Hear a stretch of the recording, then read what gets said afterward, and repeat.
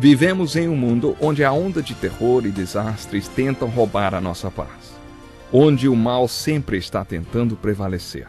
Mas vemos pela palavra de Deus desde o Antigo Testamento que o cuidado de Deus para com aqueles que o temem e o buscam é muito real e permanente.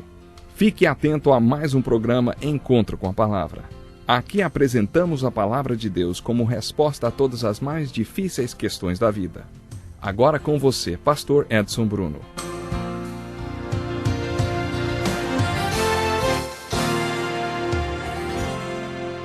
Estamos começando mais um Encontro com a Palavra. Pegue sua Bíblia, acomode-se e acompanhe conosco a continuação do estudo do Evangelho de Mateus.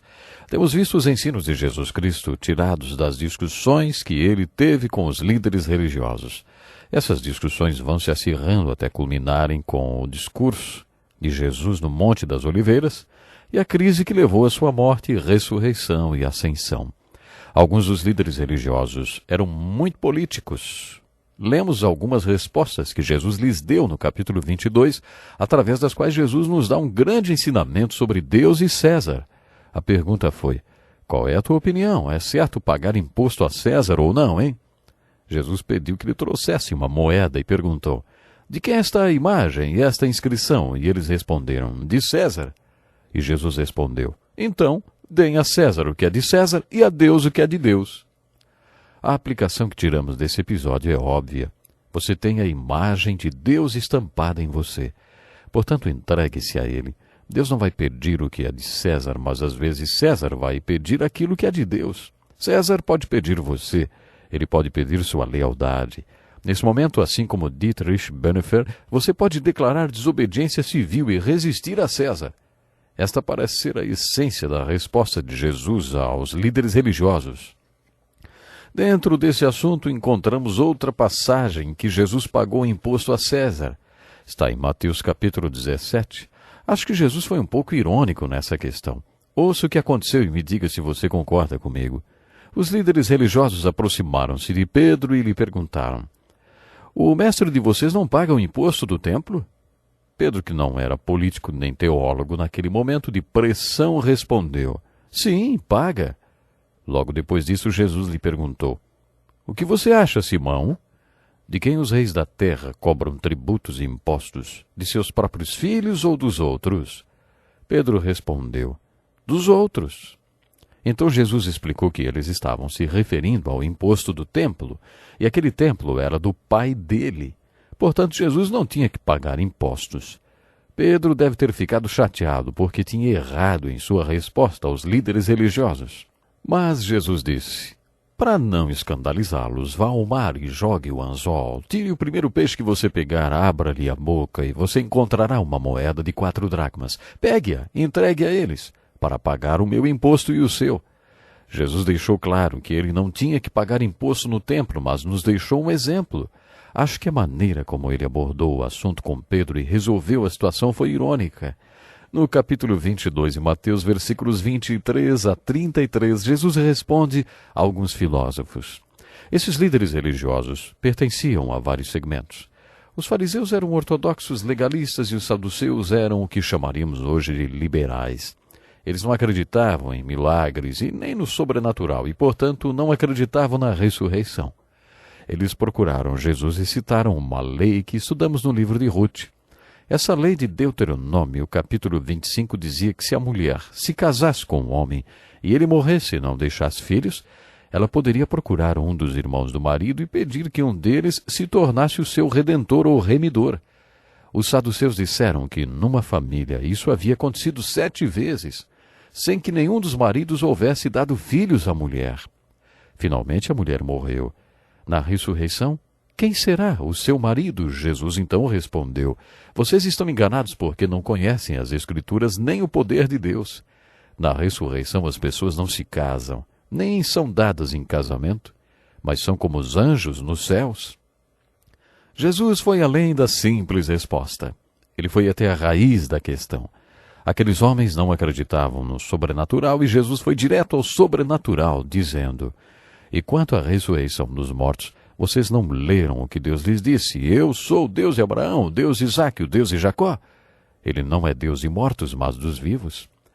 Claro, isso quer dizer que Abraão, Isaque e Jacó tinham de estar vivos, ou então Deus diria: eu fui o Deus de Abraão. Mas Deus disse: eu sou o Deus de Abraão. Dessa maneira, Jesus enfocou o ensino bíblico sobre a ressurreição.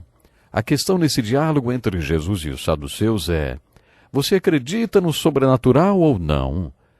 No capítulo 22, Jesus também responde aos teólogos. Um dos fariseus, um especialista no Velho Testamento, aproxima-se de Jesus e pergunta: Mestre, qual é o maior mandamento da lei? Jesus deu uma grande lição, respondendo: ame o Senhor, o seu Deus, de todo o seu coração, de toda a sua alma e de todo o seu entendimento. O segundo é semelhante a este: ame o seu próximo como a si mesmo. Vocês se lembram, quando chegamos no fim do Sermão da Montanha, que falamos sobre olhar para dentro, para o alto e ao redor, para sermos parte da solução e da resposta de Jesus? Nesses dois mandamentos, Jesus complementa este ensino. Olhe para o alto, ame a Deus. Olhe ao redor, ame seu vizinho. Olhe para dentro, ame a você mesmo. Quando Jesus falou sobre amar a si mesmo, ele quis falar sobre autoaceitação, autorrespeito e autoestima. A opinião que você tem sobre si mesmo deve coincidir com a que Deus tem. Jesus nos ensinou a amarmos Deus integralmente, a nos amarmos corretamente e a amarmos o próximo incondicionalmente. No capítulo 23 do Evangelho de Mateus temos uma passagem sobre o que podemos chamar de a filosofia cristã de liderança. Vocês se lembram quando a senhora Zebedeu, mãe de Tiago e João, pediu pelos seus filhos no céu? Jesus disse: quem quiser ser o primeiro entre vocês deverá ser servo. Agora o assunto é o mesmo, só que Jesus foi mais específico.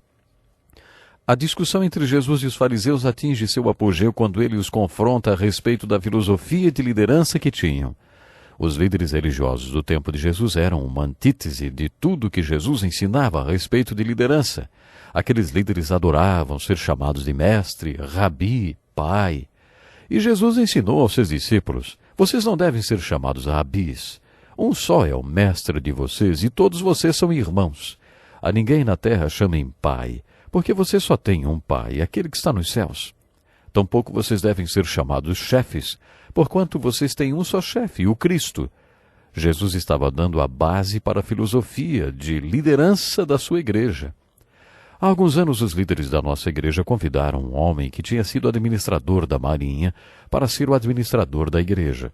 Depois de 2 anos, entrei no escritório dele e encontrei-o muito desanimado e dizendo: prefiro 1000 vezes administrar um submarino inteiro do que uma igreja.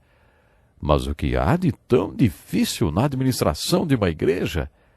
A liderança de uma igreja não deve ser comparada à liderança usada pelo mundo para dirigir empresas, nem tampouco a qualquer divisão do exército. Como deve ser administrada uma igreja? Qual deve ser a estrutura de liderança da igreja? Não podemos comparar nada no mundo com a igreja. Concluímos isso quando entendemos o capítulo 23 de Mateus. Jesus estava repreendendo os líderes religiosos e a estrutura de liderança que eles adotaram. Percebemos que a discussão entre eles estava esquentando e ficando mais acirrada ainda. Fica evidente a crítica severa de Jesus aos líderes religiosos. Ai de vocês, mestres da lei, fariseus hipócritas! Percorrem terra e mar para fazer um convertido e, quando conseguem, vocês o tornam 2 vezes mais filho do inferno do que vocês. Ai de vocês! Vocês limpam o exterior do copo e do prato, mas por dentro eles estão cheios de ganância e cobiça. Fariseu cego, limpe primeiro o interior do copo e do prato para que o exterior também fique limpo. Ai de vocês! Vocês são como sepulcros caiados, bonitos por fora, mas por dentro estão cheios de ossos e de todo tipo de imundície. Assim são vocês. Por fora parecem justos ao povo, mas por dentro estão cheios de hipocrisia e maldade. Depois de ter dito tudo isso, não sobrou nada além de um julgamento ilegal e uma cruz. Os líderes religiosos não poderiam coexistir com Jesus depois do que ele disse. Mas essa repreensão tão severa termina com uma linda passagem que mostra a compaixão de Jesus. Jerusalém, Jerusalém, você que mata os profetas e apedreja os que lhes são enviados. Quantas vezes eu quis reunir os seus filhos, como a galinha reúne os seus pintinhos debaixo das suas asas, mas vocês não quiseram. eis que a casa de vocês ficará deserta. Pois eu lhes digo que vocês não me verão mais, até que digam, bendito é o que vem em nome do Senhor. Essas palavras, ao mesmo tempo que mostram toda a compaixão de Jesus, são também um impressionante alerta a respeito do julgamento vindouro. Os capítulos 24 e 25 de Mateus são chamados de o Sermão do Monte das Oliveiras. Jesus e seus apóstolos estão no templo e quando os apóstolos comentam sobre a magnificência daquela construção, Jesus diz: eu lhes garanto que não ficará aqui pedra sobre pedra, serão todas derrubadas. Aí os apóstolos perguntaram: quando acontecerão essas coisas? E qual será o sinal da tua vinda e do fim dos tempos? Em resposta a isso, Jesus faz o Sermão do Monte das Oliveiras e responde às perguntas sobre o fim do mundo, sua volta e a destruição de Jerusalém. Esse é um texto que merece ser lido com muita atenção, porque fica difícil identificar quando Jesus está falando da destruição de Jerusalém, que é uma das suas respostas às perguntas dos apóstolos. Não ficará pedra sobre pedra, que aconteceu em 70 depois de Cristo. Os apóstolos também perguntaram sobre a vinda de Jesus, quais seriam os sinais e sobre o fim do mundo. Jesus então relata os sinais da sua vinda. Esse é um assunto muito empolgante de ser estudado. Se você gosta de estudar as profecias bíblicas, fique atento aos noticiários ou leia os jornais para constatar os sinais da vinda de Jesus. Quando você ler sobre guerras e rumores de guerra, isso inclui guerras quentes e frias, nação levantando-se contra nação, reino contra reino, fome, terremoto, apostasia ou desvio da fé, esfriamento do amor, pregação do Evangelho em todas as partes do mundo e grande tribulação.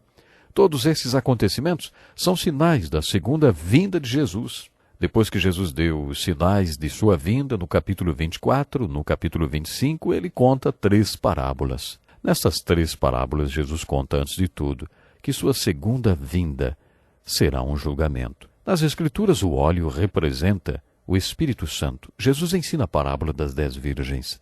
Nesta parábola, as virgens sábias tinham óleo nas suas candeias e as insensatas não. As virgens que tinham óleo representam o povo que recebeu o Espírito Santo. O retorno do Senhor é representado nessa parábola pela vinda do noivo. As virgens que não tinham óleo dizem para as que tinham: dê-nos um pouco do seu óleo, pois as nossas candeias estão se apagando. Mas a resposta que obtiveram foi: não, pois pode ser que não haja o suficiente para nós e para vocês. Vão comprar óleo para vocês. Então elas saem desesperadas à procura de óleo e quando retornam, a porta já está fechada e elas não puderam mais entrar. De acordo com essa parábola, está chegando o dia em que será tarde demais para pedir, buscar e bater. Então hoje é tempo. Pense nisso até o próximo programa.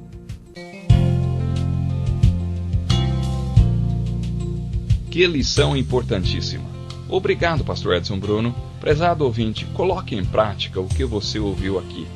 Sem dúvida, sua vida será grandemente abençoada. Este é um estudo escrito pelo Dr. Dick Woodward, na voz do pastor Edson Bruno.